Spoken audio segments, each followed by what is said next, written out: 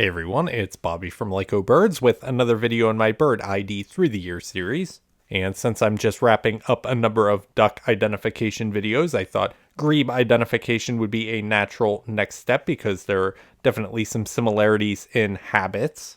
And just for clarity, grebes are not that closely related to ducks. Let's start with pied-billed grebe. These are sort of grayish brown, and they have no distinct pattern on the face or the neck.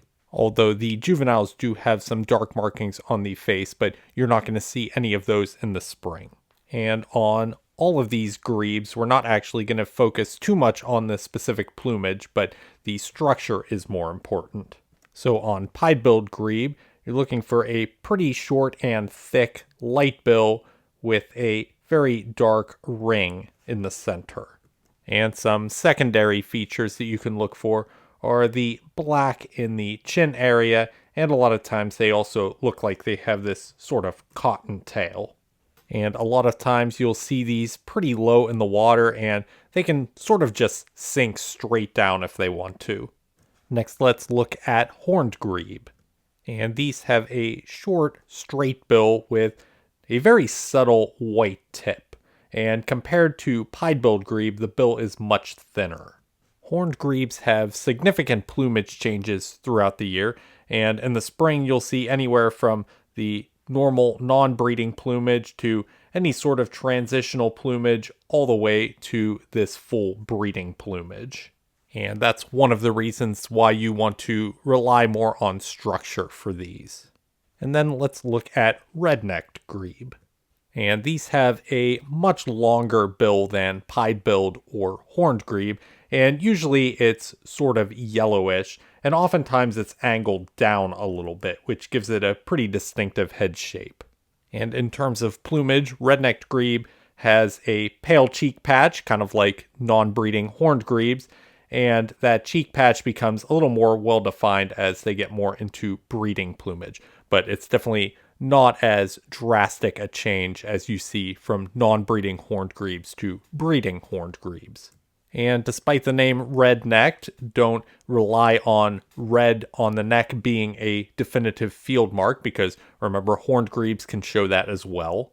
And I thought it would be helpful to show a head comparison of all three of these species together. So remember, red-necked grebe has a fairly long yellowish bill, often angled downward. Horned grebe has a shorter, thin, straight bill with a little bit of a white tip that you can see sometimes. And then pied-billed grebe has a thicker, light bill with a dark ring. And let's do a few practice photos. So first up, we can see on these, there are well-defined white cheek patches, and you can see the bills are pretty long.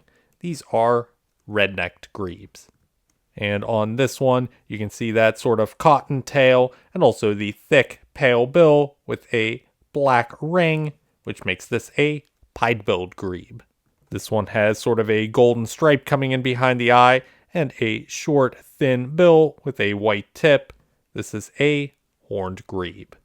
And then this one has a plain face and a thick, short, pale bill with a black ring.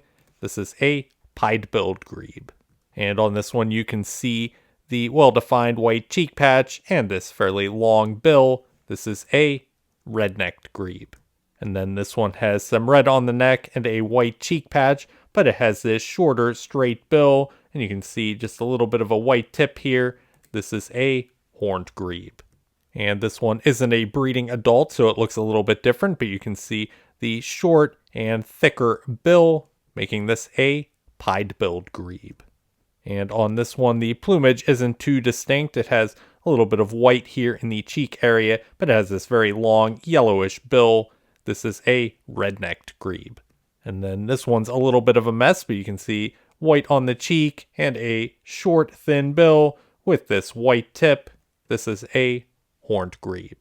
So there you have a nice summary of the three common species of grebe that you find in the East. And perhaps it's worth covering some of the rarer species in a future video, particularly eared grebe, which can be fairly similar to horned grebe.